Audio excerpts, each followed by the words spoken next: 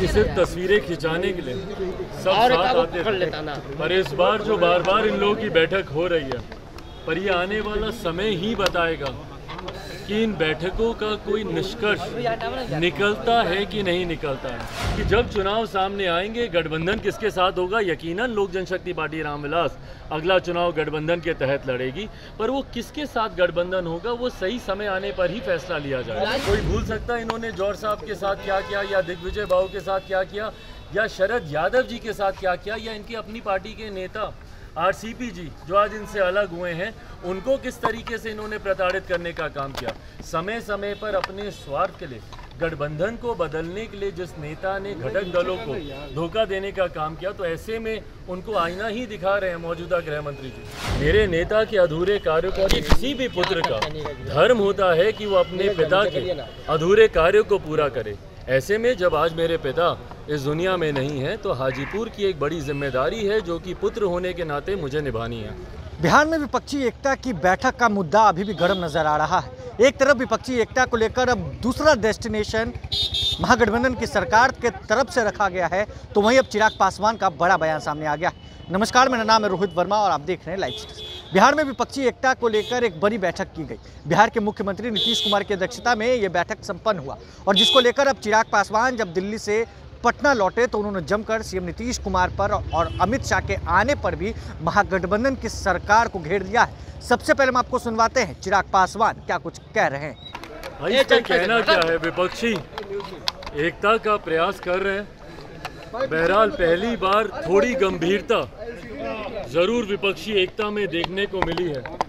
इससे पहले हम लोगों ने देखा कि सिर्फ तस्वीरें खिंचाने के लिए सब साथ आते थे, पर इस बार जो बार बार इन लोगों की बैठक हो रही है, पर ये आने वाला समय ही बताएगा कि इन बैठकों का कोई निष्कर्ष निकलता है कि नहीं निकलता है। देखिए, स्वाभाविक है एक साथ एक मंच पर आकर चर्चा करना आसान है, पर साथ मिलकर और ख़ास तौर पर कई ऐसे राज्यों में साथ मिलकर चुनाव लड़ना जहां पर एक दूसरे के खिलाफ ही जिनकी राजनीति हमेशा से रही है, राज्यों का नाम लेने की जरूरत नहीं है, पर कई ऐसे उदाहरण हैं जहां पर जो दल साथ में बैठे हैं उनके खिलाफ ही उन लोगों ने अपनी राजनीति करने का काम किया है। तो ऐसे में चुनाव में जब ये लोग जाएंगे तब तक क्या ये विपक्षी एकता बरकरार रहेगी? इस विपक्ष का नेतृत्व कौन करेगा? क्या उस पर सबकी सहमति बनेगी? पिछले दिनों भी जब ये लोग बिहार भी आए थे तो उस वक्त भी कुछ मतभेद कुछ दलों के बीच देखने को मिले थे, बट बहरहाल ये आने वाला समय ही बताएगा कि ये विपक्षी एकता इस तरीके से बरकरार रह पाती है या चुनाव आते आते तक धराशायी। यूनिफॉर्म सिविल कोड पे आम आदमी पार्टी ने समर्थन किया है, वहीं विपक्षी सेना जो है इसके बीजेपी प्रधानमंत्री मोदी ने इसको इम्प्लीमेंट करने की बात कही है। आरजेडी और जेडीयू इसका विरोध कर दिया। आपकी पार्टी का क्या स्टैंड है इस पे? भाई देखिए, यूनिफॉर्म सिविल कोड की जहाँ तक बात है, भारत विभिन्नताओं का देश है और भारत की खूबसूरती ही यही रही है कि जितनी भी विभिन्नताएं हैं यहाँ पर हर किसी को अपनी पहचान इस देश में रहते हुए मिली है।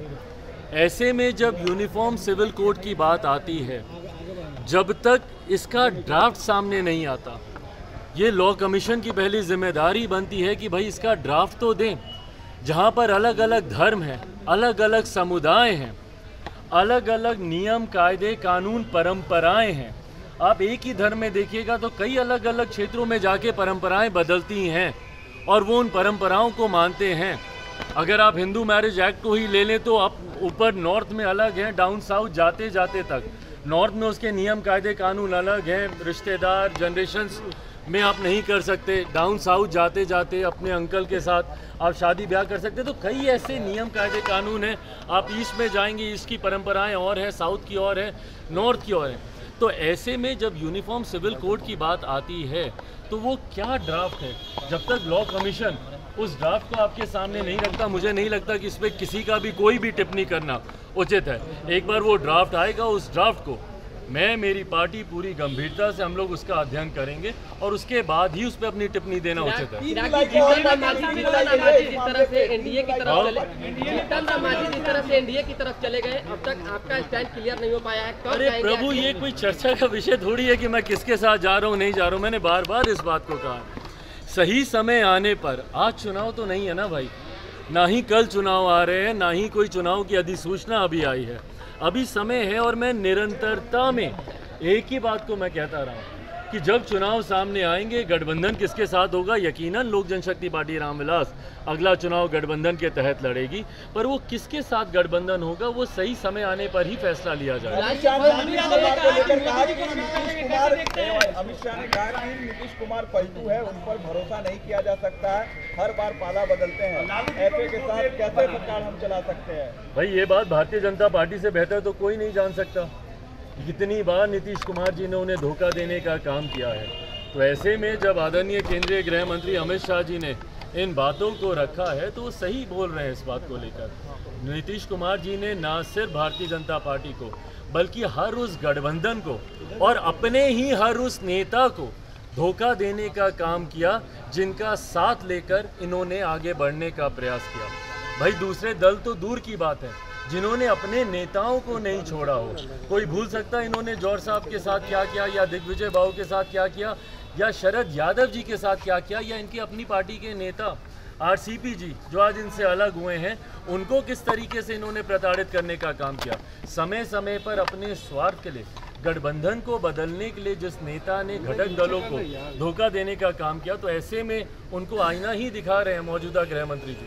एक सवाल है चिराग जी, कहा जा रहा है एनडीए की तरफ से ये चीजें चर्चा चल रही है कि चिराग पासवान चाह रहे हैं कि हाजीपुर सहित 6 लोकसभा सीट मिले, उसके बाद ही कुछ डिसीजन लेंगे, ऐसा कुछ है क्या?